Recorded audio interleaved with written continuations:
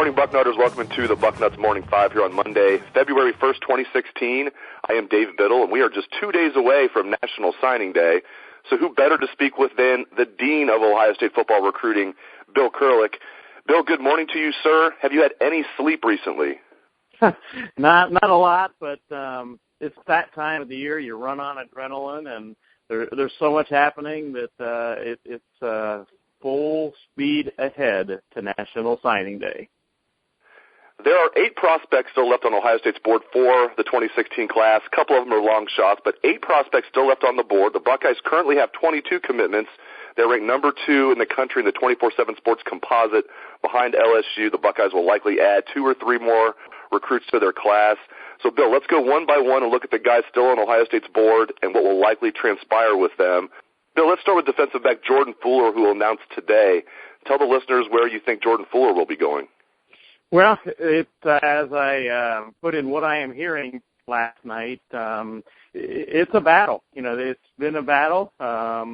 Michigan has been making a push. They've made a hard push down the stretch, and Notre Dame hasn't given up for that matter.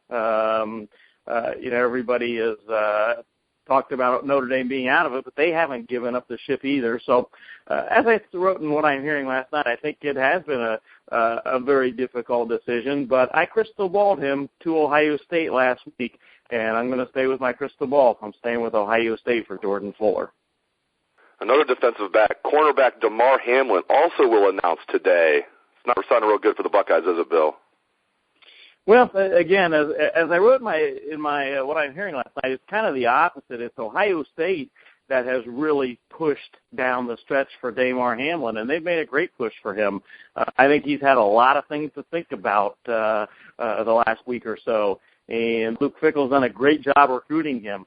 Urban Meyer made the home visit on Thursday right before he left to go to his official visit to Pitt. So I do think that's been a tighter race than everybody has been giving it credit for. But as I mentioned, I'm going to stick with my I haven't crystal balled it yet, but I'm going to stick with my prediction of Damar Hamlin to Pitt when he announces tonight during the 6 o'clock hour. And the third player on the list here, JUCO defensive tackle Jamar King. Where do you think he's going to end up, Bill? You know, I've been saying that I think, I know it will come down to either Ohio State or Alabama if he has the option to go to both schools. The question mark has been, will Alabama have room to take him? And I've been kind of leaning towards Alabama not having room, but I'm changing my thinking on that. I was told last night, Sunday night, that by a source, a good source, that it's looking more now like Alabama will have room for Jamar King.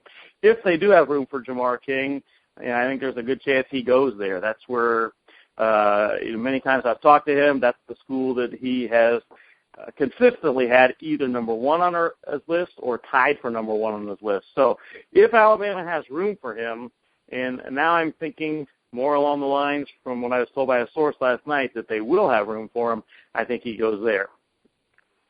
Another JUCO player, this one an offensive tackle, Malcolm Pridgeon. Correct me if I'm botching his last name. Malcolm Pridgeon or Malcolm Pridgeon. What's the latest with him? Where do you think he's going to end up? Well, he's a harder one to get a read on. You know, he hasn't done a lot of talking. I've talked to him a couple times, and that's really it. So, you know, I like to base my predictions on having talked to these players many times, and I can't say that I've had many conversations with Malcolm. Had some, but not many. So he's been a harder one for me to get a read on. Everything I was told is the visit this past weekend to Ohio State, the official visit, went very well. I'm going to hedge a little bit and just go with 2 schools.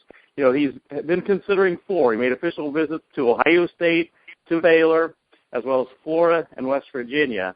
I'm going to take 2 of those schools out of there, taking out West Virginia and Florida, and say that this one comes down to a very close battle between Baylor and Ohio State. And right now, you know, again, I'm going to hedge a little bit on that one. I want to get a little bit more information today and then make a final prediction, so to speak, on whether it's Baylor or Ohio State. But I do think it'll be one of those 2 schools. Very interesting. And when is he going to announce? Is he going to wait till signing day? He hasn't given an exact date or time yet to announce. So part of the, that's part of the mystery, in that he hasn't really even said exactly when he's going to announce his decision. And if it comes down to Ohio State and Baylor like you think, this is a young man from the North, right? Originally from the state of New York. Is that correct? Yeah, he's Baylor obviously, I should say in this case, Ohio State has proximity in their favor, as opposed to say the Damar Hamlin situation, or for that matter, go back to Rashard Lawrence, his situation where, had Rashard Lawrence not been from the state of Louisiana, I really believe Ohio State would have won that battle. So Malcolm Pridgeon Pridgeon, I'm not sure how to pronounce his name, down to Ohio State and Baylor probably. I like Ohio State's chances there. We'll see. I like the fact they're going up against just Baylor if it works out that way. Number 5 player on my list here, defensive back Carlos Becker. What's the latest with him, Bill? No, Carlos is down as well. He's down to Ohio State and Florida State. He did make a visit to Ole Miss this past weekend, but he's going to announce, as of right now, he's going to announce at 9:30 at a ceremony at his high school in Kissimmee, Florida, his decision. That's as of right now. His coach had indicated that there was a slight chance he could move things up and announce before then, but as of right now, it's a 9:30 Wednesday morning announcement for Carlos Becker, Ohio State or Florida State. And, Florida State has been the favorite, the lean, for quite some time, and I'm going to stay with Florida State on Carlos Becker. Number 6 player on my list, safety Kevon Wallace. He's from Virginia. He's committed to the Cincinnati Bearcats. What's the latest with Kevon Wallace? Well, he did make his official visit to Ohio State this past weekend. Spoke with him briefly after that visit. He told me he had a good time and all. He also made an official visit to Clemson, doing that right before Ohio State. Right now, he is still committed to Cincinnati. A lot of it goes to how much room is left in the Ohio State class. My gut feeling right now is that Ohio State doesn't have room for Wallace. And in that case, I tend to think he could stay with Cincinnati. But in any event, I feel that things will fall right enough for Ohio State going down the stretch drive here that the Buckeyes won't have room for Wallace. And Malik Harrison, it sounds like they will have room for the talented Columbus Walnut Ridge product. Correct me if I'm wrong, but it sounds like Malik Harrison, who will announce on signing day, is going to be a Buckeye, right, Bill? That's what I've long had him crystal ball to Ohio State. Not changing that now. I do expect Malik Harrison to be a Buckeye. He's down Ohio State, Wisconsin, Indiana. Luke Fickell visited him on Friday. None of the coaches from the other two schools visited Malik last week. Malik also, not yesterday, but the Sunday before that, stopped up to Ohio State on Sunday afternoon, talked to Urban Meyer. I would be very surprised if Malik Harrison is not a Buckeye. I'm staying with my crystal ball on him. And the 8th and final member on the list here, Mecole Hardman. Sounds like a long shot, but give the listeners the latest on Mecole Hardman, Bill. Well, he was in Dallas the past week. Went there in the middle of the week for the International Bowl that was played on Sunday.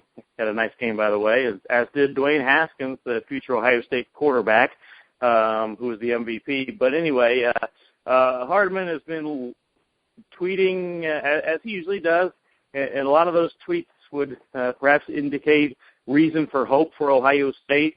But to be honest, I would not be getting my hopes up real high. That would be quite a surprise if Hardman were to leave the South, in my opinion. I have him going to Georgia, and I'm sticking with that he goes to Georgia, and he will announce the morning of National Signing Day. We're going to chat with Urban Meyer on Wednesday on National Signing Day. Always one of the most interesting interviews of the year. We'll also chat with some assistant coaches. Final prediction, when Coach Meyer announces his class on Wednesday, how many young men will be in the class, Bill? Right now, as you mentioned, Dave, at the beginning of the show, they have 22 in the class. And when he announces or when he talks on signing day, I'm going to go with 25 in the class. Perfect. That sounds great to me. Thanks, as always, to Bill Kurelic, the Dean of Ohio State football recruiting. I really appreciate it, Bill. And thanks to the listeners out there. I appreciate you guys tuning into the show, and I hope you have a great day. Play that Buckeye swag, best damn band in the land.